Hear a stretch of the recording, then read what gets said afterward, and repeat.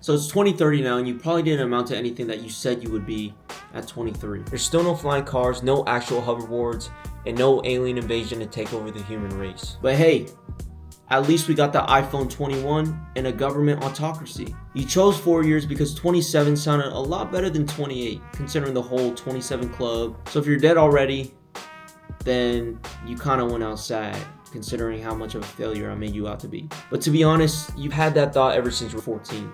and when you were 16, you thought you'd never make it to 18.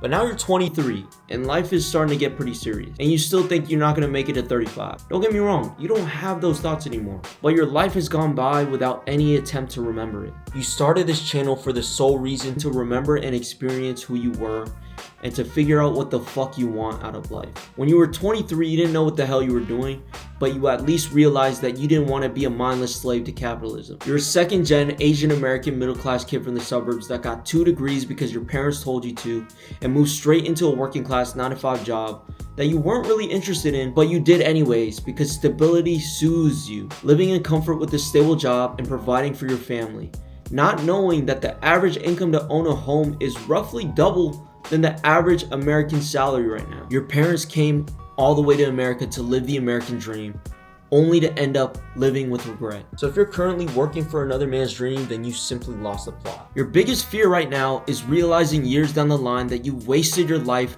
doing things that you Didn't even enjoy. thinking that this is all there is to life. Constantly looking over your shoulder about what to say and think like a fucking puppet on a string. That's a miserable life. But one thing you learn Is that if an active felon and pedophile can become the president of the United States, then anything is possible in this country. meanwhile, you lost the ability to be creative and use your imagination. You're literally reading off a script because you don't know what to say. It's probably all the brain rot and doom scrolling content that you have nowadays. But at the end of the day, you want to be creative again. You want to build something that helps you remember times that evoked emotion in you. You need to get that inner voice back.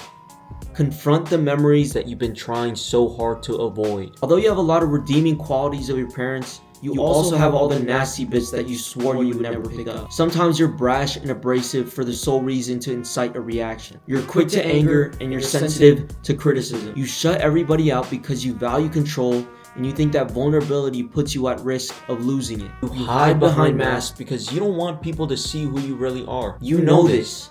You're aware of this.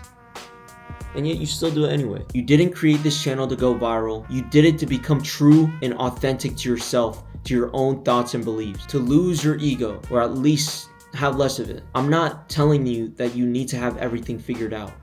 I just need you to stop lying to yourself. Remember who you were. Were before you chose to forget. Remember the people that supported you. And don't waste another year pretending you didn't have a choice. Good luck.